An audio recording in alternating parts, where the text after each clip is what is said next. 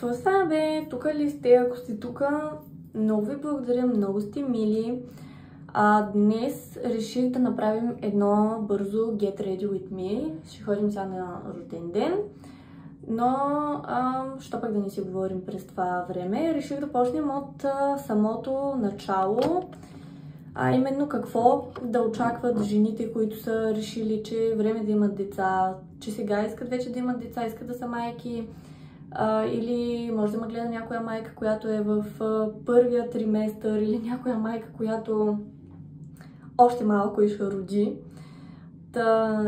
Всички майки през цялата бременност, без значение дали до последно ще ходите на работа, без значение дали имате 1000 хобита през цялото това време, защото някои майки имат много енергия, други майки са страшно изморени, но стоп, аз лично бях страшно изморена, спях по цял ден. Обаче имах физическа активност. Ставах много рано сутринта, излизах веднага с кучето на супер дълги разходки. Даже бях и на йога за бременни, обаче на мен ми беше супер скучно и не отидох втори път. Но иначе в Пловдив, в болница Селена, където всъщност аз родих, има безплатна йога за бременни. Трябва да видите обаче в сайта, изобщо не помня кой ден беше. Да, колкото и хобита да имате, колкото и неща да се занимавате, в крайна сметка единственото нещо, за което си мислите, айде вече да идва това бебе, айде вече да раждам. Ако сте в първия триместър, всичко е супер вау, всичко е... много ви се иска вече да имате корем, да ви се вижда корема, всички да знаят, че сте бременни, защото е толкова яко. Моето коремче беше толкова малко. Аз до последно случва ми се да ходя в H&M, в бебешката секция и другите майки с някакви такива корем, човек, такива кореми. И аз от моето малко коремче и скала си го пъча напред и си го давам да видят, че аз съм бременна. Защото то реално е много яко. Жените са много красиви, когато са бременни, имат един такъв глоу. Просто защото всякакви вредни неща са ти забранени, докато си бременен. Бременна. Ама живеем в 21 век, тъй че е бременен, бременна. Да, всякакви вредни неща са забранени и всякакви хелти неща са on top of the list. Предполагам, че това играе доста голяма роля, особено когато не пиете алкохол, не пушите цигари, храните се здравословно заради бебето. Тогава започваш да чакаш, но това чакане продължава 10 месеца. Естествено, ако ще раждате нормално, аз родих секцио, моето чакане беше 2 седмици по-малко. Ако пък сте майка, която е пред раждане, вече изобщо не ви се чака.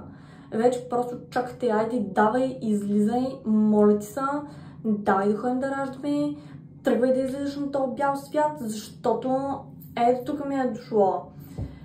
По едно време толкова тежи този корем, гърба ви боли, краката ви болят, всичко ви боли. И вече не издържате, дори не можете да спите, защото той корем е толкова голям, че накъдето и да се завъртите, то все ви е неудобно. Имам една приятелка, няколко пъти ще я споменавам в днешния влог, Цвети се казва. С Цвети сме родени през един ден, тя е на 3 септември, аз съм на 4. И си родихме децата, тя роди в понеделник, аз родих в петък. Това е съвет номер 1. Пак естествено ще е хаотично видеото. Първо, че тия неща с криптовете не ги мога. Второ, страшно се разсейвам да се гримирам и да говоря, но ще го нагласим. Сега аз вече щяхме да правим Get Ready With Me, ама аз вече си сложих фондиотено, защото снимах клипче преди това. Обаче толкова тъпо говорих и просто го изтрих и почнах в началото и че не сте изпуснали много, няма значение.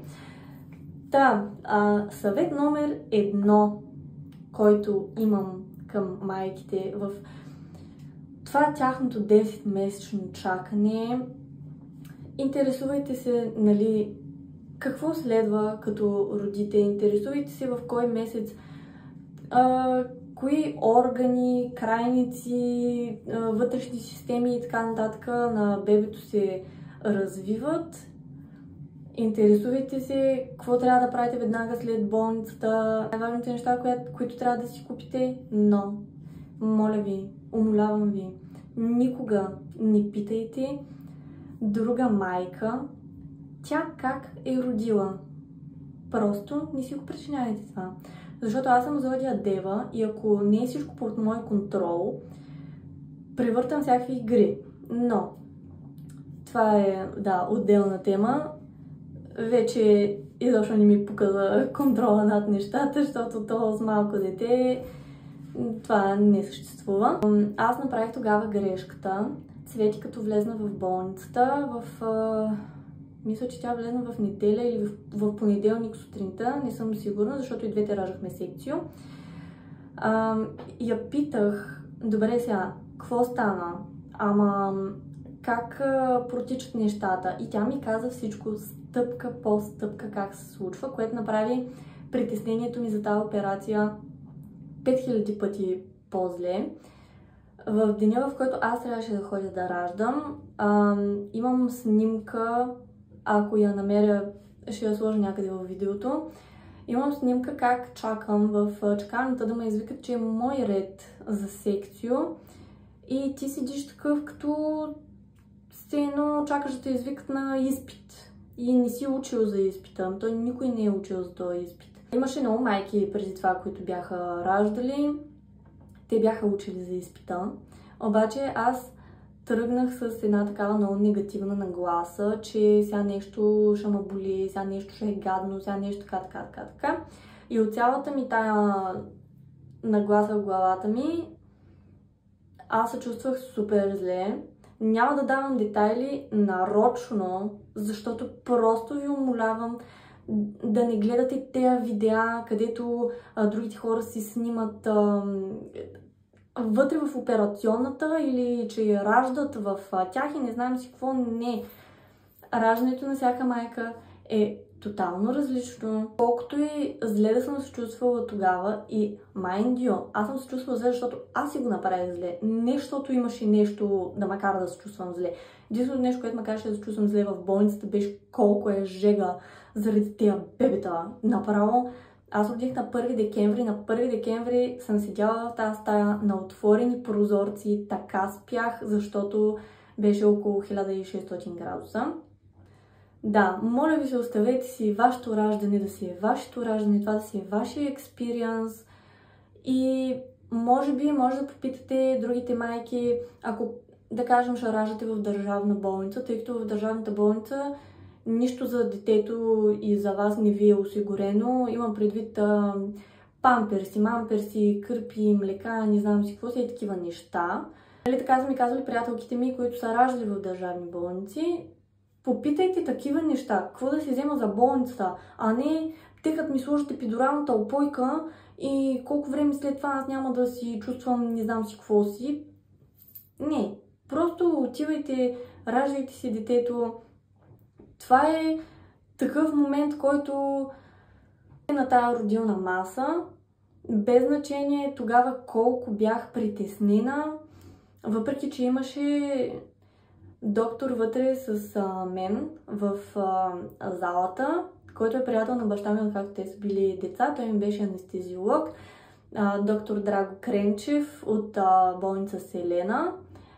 Той ме познава откакто съм се родила. Въпреки че той беше с мен там, аз сама в главата ми си го бях направила гадно. Но в момента, в който ми го дадоха това дете, то някакво слузисто, току-що излязло от корема ми.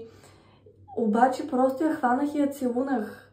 Колкото и да те не я бяха избърсали нищо, просто раждаш и ти го дават. И тогава в този момент изобщо не ти пука къде се намираш. Не ти пука дали добре ли ти е, зле ли ти е, как се чувстваш и така нататък. Аз май обаче трябва да почна да се гримирам, защото нямам никакво време. Ама какво направих сега? Сложих си фондютен. Сега ще сложим коректор. Ще слагаме коректор. Ако някой от вас се притеснява за... без значение, пак казвам, как ще раждате нормално или секцио, или ако имате някакви притеснения и доктор ви е казал, че може евентуално да се наложи, вие ако искате да раждате нормално, ако детето не се обърне, когато трябва да ходите да раждате и нали, да има спешно секцио, изобщо не се притесняйте. Всичко е файн. И както и да се чувствате, и да ви е страх, и да не ви е страх. Сега, ако не трябваше да ви го разправям това на вас, не помня как съм се чувствала тогава. И изобщо не помня колко ми е било гадно, не мога в главата ми да се сетя как съм се чувствала. Просто всичко минава. Абсолютно всичко минава в момента, в който това дете ти го дадат в стаята, да сте си самички, или нали, ако сте с друга майка, аз бях сама в стая. В момента, в който ви дадат детето, боли, не боли, уморени, недоспали, притеснени, не знам си какво си, всичко това изчезва за секунди. За секунди. Пак казвам, тъй като аз сама си го направих гадно, защото съм гадна филмарка, ми беше много сложно да стана след секциото. Другите жени станаха на 5-6 час, защото той идва един физиотерапевт и те кара да се опитваш да ставаш. Обаче аз просто се предадох като някаква слабачка смотана. Станах чак на 24-тия час на сила, защото първо ми казаха, докато не станеш, не може да ти докараме детето. Аз това дете не съм го виждала 24 часа. Откакто... Не, родих, измиха я, оправиха я, закараха я в неонатология, оставиха я при другите бебенца и не съм сигурна на същия ден ли беше, мисля на същия ден. Приятелка на майка ми беше акушерка в същата болница. Тя също беше вътре с мен в операционната. Тя ми донесе детето да го видя за мъничко, но тъй като аз лиглата тъпа, мрънках само и не исках да стана, я върнаха пак при другите бебета. На следващия ден, след операцията, ми махнаха катетъра и ти, тъй като си навързан с 1600 системи там, да не се обезводняваш, да не знам си какво си, не знам си що си, и да ти върват някакви витамини, работи, глупости и обезболяващи. Тялото ти просто е пълно с течности, които ти си ги изхвърлил през катетъра, но този катетър, като го махнат на сила, в момента, в който усетих как ще се напишкам, някакво време след като ми го махнаха, да видите колко бързо станах.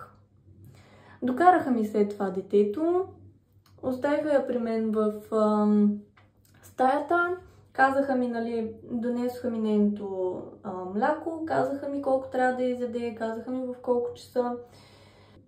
Тя си спинкаше, аз не я притеснявах, просто седях до нея, до нейното легалце, обаче бях седнала, пак не бях станала. В един момент тя се разплака и беше станало време да яде. Познайте ли не се изстрелях от леглото.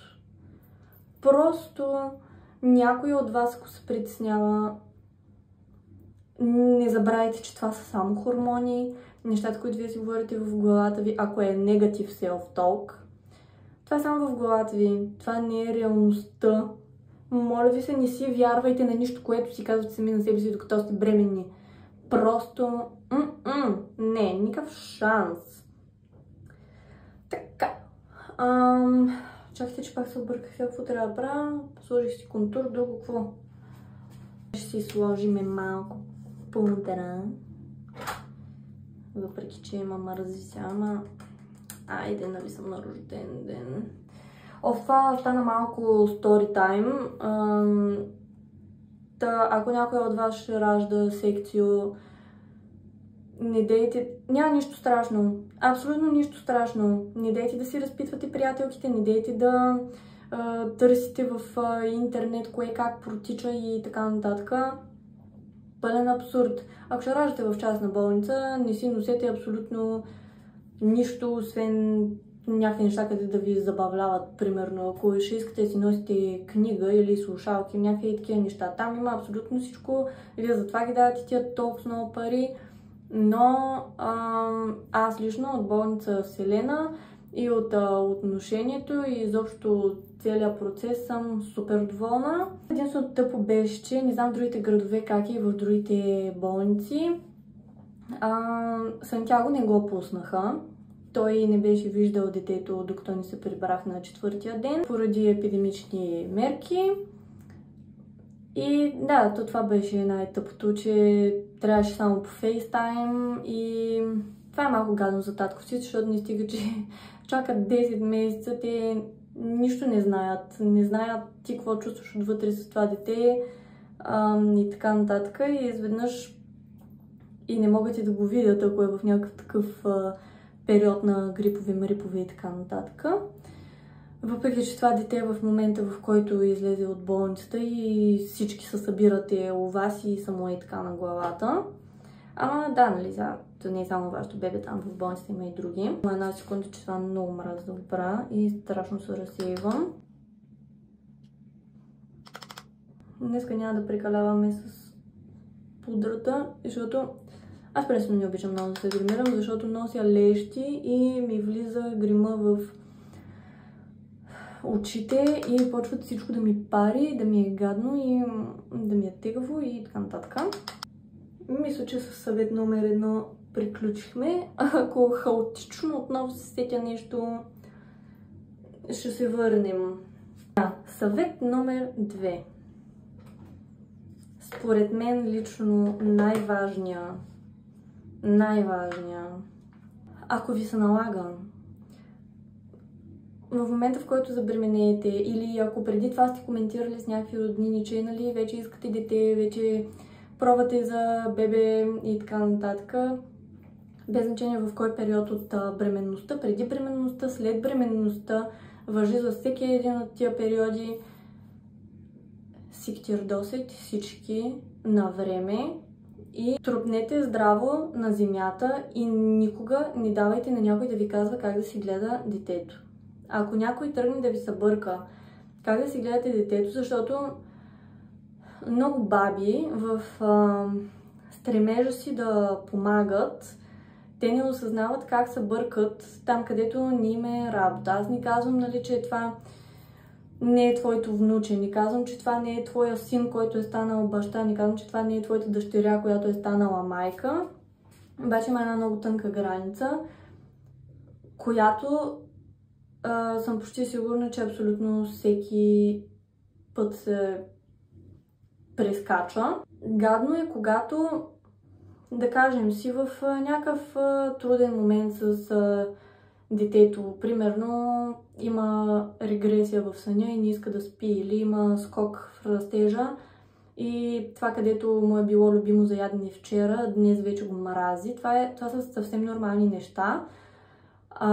И някой да почне да ви събърка. Ами то не спи, защото ти не правиш и това. Или направи това, което аз ти казвам и ще видиш. Или ти когато беше малка или малък, ние правихме ето така, направи го сега това и ти, за да видиш, че дръба расточи дърво. Така, тези неща може да са вярни, които те ви ги казват. Но, лично според мен е много важно тези хора да знаят, че не 100 тон. Аз не виждам на хората какво им пречи. Това може да не са само роднини, ами приятели или който и да е. Не им пречи на тия хора да кажат, даже да попитат, мога ли да ти дам съвет? Ти можеш да кажеш, не искам съвет. Аз лично не искам съвети. Аз, ако исках съвет, щях да питам.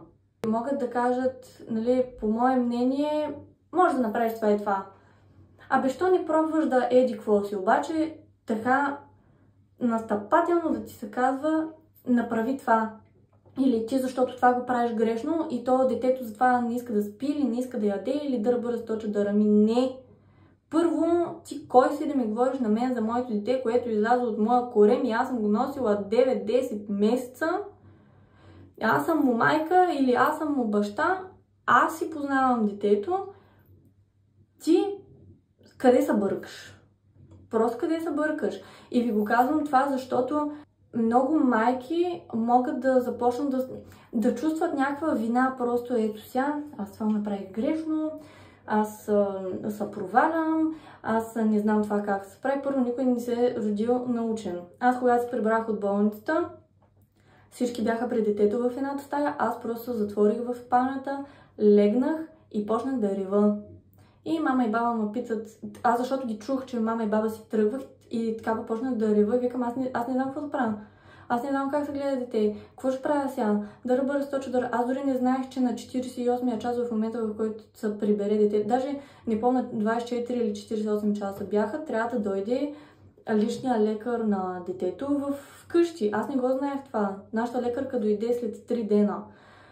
Както и да е, не давайте на никой да ви се меси в гледането на вашето дете. И такива истории от сорта на, примерно, детето ви е на някакво по-голямо, да кажем, и вие не му давате да яде шоколад. И изрично сте казали на някоя баба или някой дядо или на приятел, не му давай шоколад, детето не яде шоколад, детето не яде сладко, става му гадно от сладко или алергично е към еди какво си. И тези хора най-често са бабите, нали, сега не е, че нещо, но най-често са те, за да зарадват детето и айде, вземи си тук едно шоколадче, то тук вкъщи всичко ти е позволено, майка ти няма да те видим и не може така. Като майка и бащата казват, че не може шоколад, значи не може шоколад и край. Това е точка по въпроса. Още преди да забременеете или искате да изненадате родителите ви с някаква изненада, да кажете, че ще стават баба и дядо и така нататък, от този момент нататък няма да давате на никой да ви казва как да си гледате детето. Аз не мога да ви го обясня това с думи, майките, които ме гледат, ще го разберат, но емоционалната връзка на майката и детето е в пъпната връв. 9 месеца това дете от пъпната връв е яло, е дишало въздух, е пило какво ли не и така нататък. И всяка емоция, която майката изпита по време на бременността, тя отива при детето. Затова, докато сте бремени, не се направяйте за нищо. Смисъл, бъдете си шапка на тояга и изобщо да не ви пука. Но просто в момента, в който стане ясно, нали, че вие ще ставате родители и така нататък, не давайте наистина на никой да ви се бърка. Вие как да си изкарате бременността, какво да правите, какво да не правите, какво трябва да си купите за детето ви, какво не, как да си го възпитавате, как да си го гледате. Просто не. Това не е правилно, мен такива неща страшно ме напрягат. Друго, за консултантите по сън и ако чувате някакъв шум, съжалявам, обаче моите съседи звучат все едно си колят детето в момента и страшно се изнервям. Та за консултантите по кърмене и детски сън, по принцип в частните болници от понеделник до петък има консултанти по кърмене. При мен се случи така, че аз родих петък, това значи, че събота и неделя, още първите моменти, в които трябваше да започна да кърмя, нямах консултант, всичко стана супер сложно, детето не искаше да суче. На мен изобщо не ми беше до кърмене. Дойде консултантката в понеделник и се оказа, че тя е била акушерката, която ме е израждала преди вече почти 27 години. Жената супер много се зарадва, но тя просто дигна ръце от моето дете и каза, това дете просто не иска. Не го насилвайте, тя просто не иска, не желае. Не всяко дете е направено за кърмене и за сучене. И това е друго нещо. Ако не искате да кърмите, не дейте да кърмите. Просто не дейте да го... Ако не се чувствате, че искате да го направите заради вас и ако на вас не ви е приятно и на детето не му е приятно, защото това е един процес, който се случва само тогава, когато и на майката и на бебето им е готино. Аз по принцип исках да кърмя, обаче като родих и стана така, че това беше последното нещо. То не беше последното нещо, даже не беше в списка с неща, които исках да правя. Аз казах, че не искам да кърмя. Опитвах се месец и половина само, нали, с помпа, обаче То просто не става. В смисъл не е същото като детето да сучи, то млякото намалява, почвате да пиете някакви чайове и изведнъж кърмата намалява и става чай. И изобщо не е хранителна. Ако не го чувствате това и ви се струва, че не е вашето нещо, споко, нищо му няма на детето, ако пие адаптирано мляко. Аз не съм била кърмена един ден в моя живот и нищо ми няма. 6 час, пак забравих да си гримирам. Сега, какво правих? Чуда се дали да си слагам гел на веждите, обаче май няма да е. Ще сложим малко само. Моите вежди са просто супер дебели косъмчета и никога не ми седят. И мислих да ходя на ламиниране на вежди, ама така и не съм стигнала. Сега първо правим така малко, чакаме лепилото да изсъхне и след това ще ги срежем. През това време взимаме една палитричка, такава, много обичам руж. Направо мога да се гримирам само с руж. Първо ще си сложим обаче малко бронзант. Ама това е на Кико, обаче е толкова пигментирано, че приличам на газа на павян, като се направя с тази палитра. И светлината тук ми е много гадна, обаче нямах време днеска да отида да си купя такъв, не ринг, ами просто някаква малка светлинка да си сложа и тук на огледалото. Хайде ще сложим още, какво ми пука, нали отивам на рожден ден. Сено излизам всеки ден някъде на парте.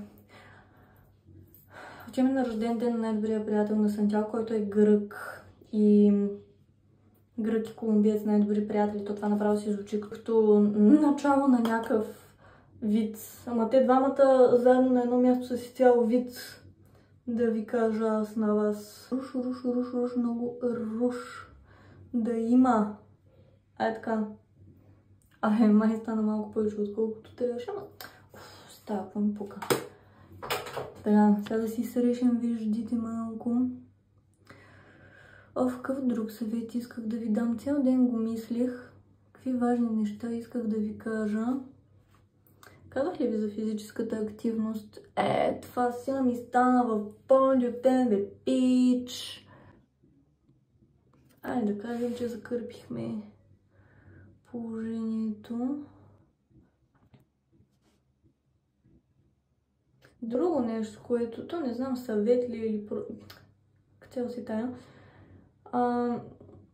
Като родите, ако някога почнете да се чувствате, все едно нищо не правите като хората, все едно се проваляте или не можете да се справите с детето и с ежедневието, защото вие първоначално ще сте недоспали. Сега това няма как. Всичко се оправя. Абсолютно всичко е временно. Искам да ви кажа, че сега примерно сме оставили... Матейка днеска ме е събудила в 7 сутринта. Аз от 7 съм будна. Сега трябва да ходя до през нощта на рожден ден. Но като се прибереш и е толкова тихо, след като цял ден дете се е смяло и е викало вкъщи, е много едно тъпо. Наскоро ми се наложи заради университета 4 дена да я оставя при мама. И то някакво много гадно. Ако някога се чувствате се едно не се справите, справяте се споко. В смисъл, тия деца просто са малки зверове. Не знам по какъв начин да ви го обясня. Ако детето не иска да яде, каквото вие му давате да яде, оставете го гладно, час и половина повече, дайте му го пак, да видите, че след това ще го яде. Ако и тогава вече не иска да го яде, иначе не го кефи.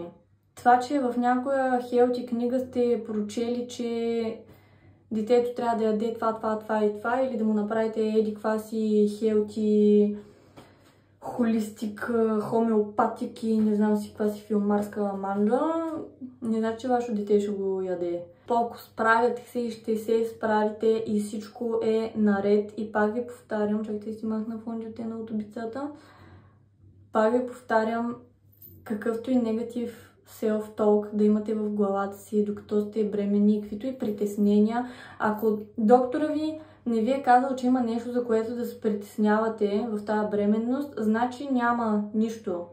Детето ще се роди, всичко ще е файн, ще се приберете, ще си съгледате и вие дори да си мислите, че нямате сила да го направите това, имате, защото просто като се обърнете и видите детето и знаете, че цял живот зависи от вас,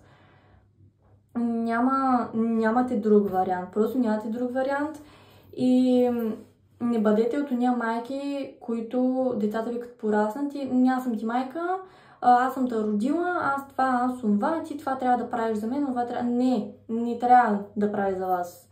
Вие сте решили, че това дете ще дойде на тази земя, ще го живее този живот и то е дошло тук по ваше усмотрение и изведнъж някой го държи виновен, че дошъл и си живее живота. Ами, не съм съгласна. Не съм съгласна, че нали, в някакъв момент, когато вече родителите са на такава възраст, че не могат да се грижат сами за себе си, разбира се, тогава, щом те сте гледали като малък, ти трябва да им помогнеш, когато са възрастни. Това го разбирам. Обаче да има някакво такова нарцистично поведение от родителите към децата и да се държат арогантно с тях просто защото са им родители, аз това не го приемам, не го насърчавам, гадно е, грешно е. Щом вие сте решили, че ще имате дете, вие сте го довели на този свят, значи трябва да му направите времето на този свят мега яко и да сте супер готини родители, а не някакви нарциси, които само си троват детето с излишни коментари и глупости и така нататък. Трябва да си съпортвате децата, дори понякога да са в най-големите глупости, които може да чуете от тях. Но по-добре да си съпортнат в глупост и да знаеш, че имаш гръб, ако се провалиш, отколкото всичко да го правиш сам. Но да, друго нещо исках ли да кажа? Аз исках да кажа много неща, обаче това става вече прекалено дълго. Чакайте сега. Дайте да си направим миглите. Това го мраза. Просто го мраза. Каквато и марка да е, просто го мразя. Не за друго, защото веднъж на едното око останах без мигли. Просто без мигли, бе. Бяха наполовина. Бях ги цъкнала леко. Сега ползваме тук една много яка спирала на Kiko Milano Standout Volume Waterproof маскара. Една моя приятелка ми я подари, но тя трие се много трудно след това, а пък аз знам, че след това изобщо няма да ми се занимава с трудни неща, като се прибера.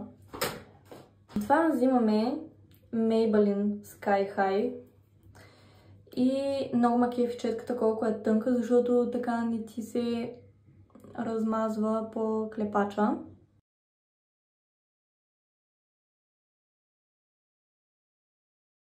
Шестстотин години по-късно си сложих спиралата. Сега остана да си сложим хайлайтър. Това е на... Какво беше? На Revolution? Да, Revolution Goddess of Love Triple Baked Highlighter. Мисля, че си го взех от Турция, ама то ги има и в Лили в Дем, не знам дали ги има. Много обичам хайлайтър и така цак. Абе, като цяло обичам да ми е шокарно, да ми е анти-конти. Айде и на носат. И айде малко е тук. Така, остана червило и гланц, обаче тъй като преди да излезем трябва да разходим кучетата и не обичам да седя с червило и с гланц. Това ще си го сложим последно и после като се облека и като се начервасам. Пак ще се видим. Се сещам за нещо друго, което бих искала да ви споделя от към съвети, въпреки че най-вероятно има страшно... Друго нещо, да. Исках да говоря за храненето, докато сте бременни. Аз се храних отвратително, докато бях бременна. Не ми се ядеше нищо друго, освен вафли морени. Друг не искам да ме спонсорира. Вафли морени само, разбирате ли? Няма май протеин, джим бин, не знам си какво си. Вафли морени. И исках да ям само вафли морени, докато бях бременна и буквално лягах си и си взимах по една вафла да ми седи на нощното шкафче. Събуждах се през нощта, отивах да хапна една вафла и тогава да се върна да спя. През този период вече помня как ми беше страшно неудобно да спя с моята приятелка Цвети. Постоянно се срещахме в Инстаграм към 4, 5, 6 сутринта и си говорим глупости по цяла нощ. Няма спане това дете, като почне да рита, като не знам, като някакъв динозавър. Третата морфология, като бях, доктора тогава ми каза, че детето най-вероятно ще се роди недоносено, защото му липсват сорт на 200 или 300 грама и липсваха. И аз просто излязох от кабинета, разревах се и почнах да се самосъжалявам, че нали, аз съм виновна, в действителност аз бях виновна. Аз съм го направила това, сега детето няма да е добре заради мен да бъде чадър и от този момент нататък почнах да ям само протеини, въглехидрати. Всеки ден ядях яйца под всякаква форма. Пръснах се да ям котич чиз. Постоянно месо, каквото се сетите месо, бяло месо, червено месо, няма значение. Аз за цялата бременност бях качила само 12 кг. Това го отдавам на това, че винаги съм била много клощава и започнах да съм така в нормални килограми чак когато родих, защото преди това бях много слабичка. Изобщо не се харесвах колко съм слаба, обаче ми е страшно бърз метаболизма и нещата не се случваха. Колкото и да ям, просто аз ям и не дебелея. Почти нищо не качих, то повечето беше нали, тежестта на бебето, околоплодни води и друга вода, която се е събрала по тялото ми. Имах страшно много целулит тогава, никога преди това не съм имала целулит, сега също нямам. В момента, в който родих и всичките води там работи, като ми се махнаха, изчистиха от тялото и целулита и той си тръгна. Тези килограми си заминаха още на следващата седмица. За да не си мислиш сега, че мрънкам нещо. Не мрънкам, просто казвам при мен как са случили нещата и не се притеснявайте за това. Нали сега, ако е в някакви допустими граници, не се притеснявайте, че ще дебелеете докато сте бременни. В смисъл, това дете трябва да яде. Това дете, да кажем, бащата е супер едър. Толкова очаквате, сигурно и детето ще е едро, нали, сега според зависи момиче, момче. Моето дете си се роди в супер нормални килограми, сантиметри и всичко. Цялото това притеснение беше супер ненужно, обаче беше нужно, за да мога аз да започна да се храня здравословно. Гледайте какво ядете докато сте бременни, обаче си огаждайте. Ограничавайте се в нали, някакви калории, ама до толкова, че да не надебелеете просто, защото вие сте прекалили сами. Килограмите, които идват от детето и околоплодни води и задържана вода, това си е нещо съвсем нормално и знам, че на много жени им тежи това нещо. Това не е най-голямата болка на света. Единственото нещо, което се иска от вас е да си изчакате детето, да си родите и всичко да е наред, да влезете в някакъв ритъм, да изчакате 3-4 месеца, докато коремните мускули и коремната стена така се стабилизира, защото аз примерно имам диастаза. Обаче упражненията за диастаза са толкова тъпи и ме напрягат и не ги правят, тъй че предпочитам да си имам диастаза. Единственото, което се иска от вас след това е да, като вече влезете в някакъв ритъм, да проявите воля и да почнете да тренирате, ако нали ви е чак толкова голям проблем цялото нещо или имате някакво goal weight. Някакви килограми, които искате да достигнете.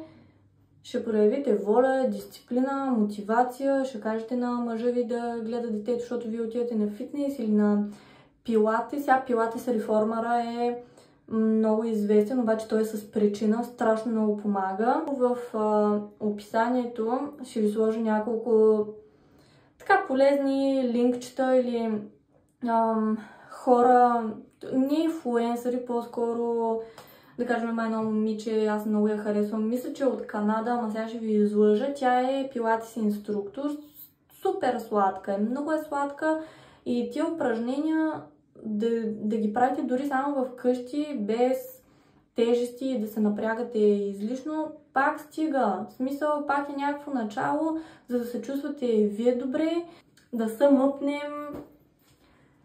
Правете си вие какво си искате, защото вие сте майката, вие сте бащата. Не давайте на никой да ви се меси в семейството, как ще си гледате детето. Яжте здравословно, но ако искате, яжте и вафли.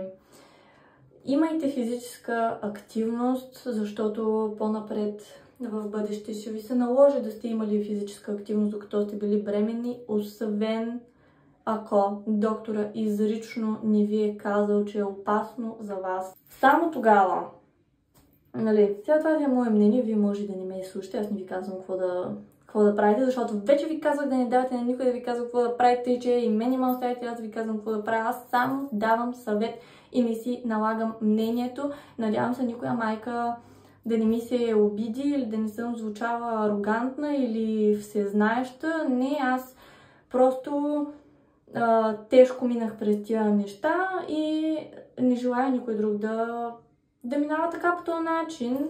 Каквото знам, каквото мога, ще го споделя, пък който иска да ме гледа, който иска да го лайкне, който иска да ме хейти, се ми е тая. Наистина ми е супер се тая и на вас трябва да ви е се тая.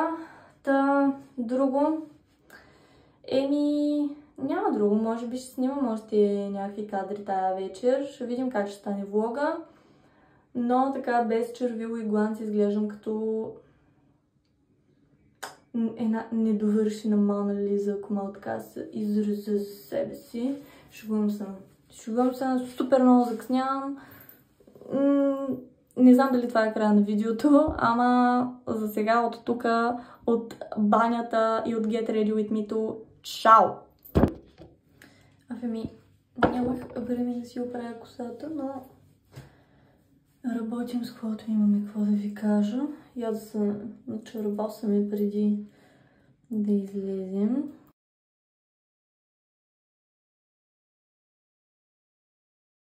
Много ми е сложно да кажа, защото ми е супер далече огледалото. Ама и сетъпа ще го направим. Няма проблем. Това е 003 Moon на Maybelline New York. Какво беше? Filter Gloss. Това ми е най-любимия гланц ever. Топ кифла. Hot Moms Only. Какво да ви кажа? Сега да си сложим тук едно парфюмче. Това даже ми отива на фитчето. На Ариана Гранде Cloud. Това ми е най-любимия парфюм ever.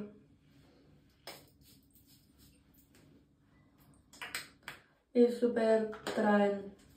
Супер траен, седи цял ден. Тръгнахме за рожден ден си и забравихме подаръка, което е страшно типично за мен.